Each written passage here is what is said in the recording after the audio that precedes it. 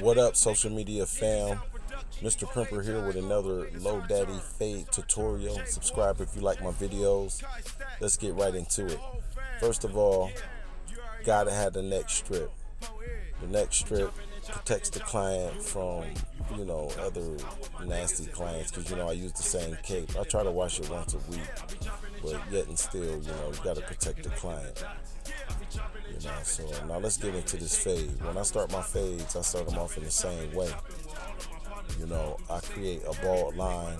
If I'm doing a higher fade, I make it higher, but this is the low daddy fade, so I'm gonna just cut it low, right above the ear. Okay, second step, I'm gonna open my clippers wide open and create the second line, going up like 1.5 inches or whatever. You'll know how high to go up.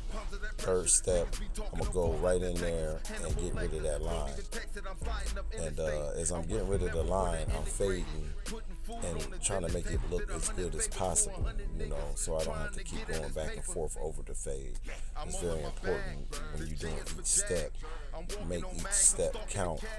It's a time saver and all. Third step, I got the number 1 on there, and I got it half, like a 1.5, and I'm going fading up as I'm going along. And I'm gonna go up a little bit shorter, maybe not like 2 inches or 1.5 inches, maybe like a 1/2 inch. Because as you fade up, you want not to go so drastically into the fade. You just want to blend a little at a time, make it look good as you're going along. So like I said, you don't have to go back and forth around the fade. Fourth step, yeah, it's the fourth step. I'm still tightening up the fade right now.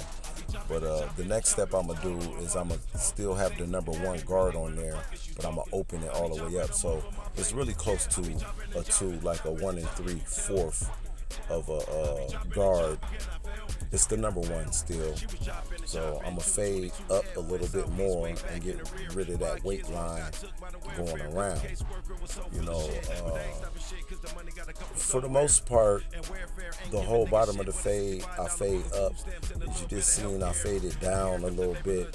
So, my down fade is more so when I get to the top. Okay, so, I'm still fading up on my fourth or fifth step. I can't remember what step it is.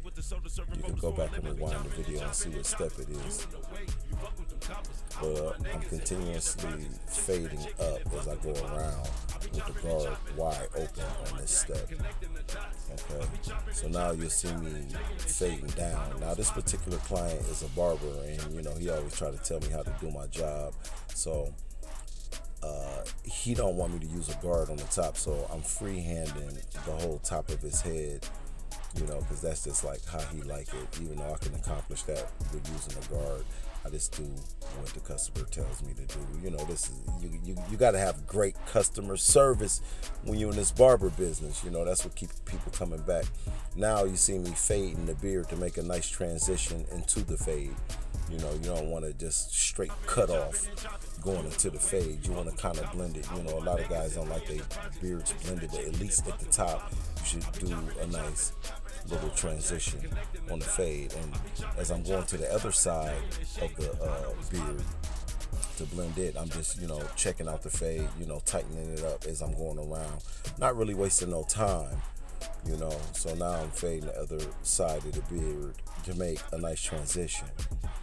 Now with the lineup, same thing. Always use my taper comb, the smaller side of the taper comb, and I'm gonna just keep hitting the hairs and keep nipping them, keep combing them, keep cutting them.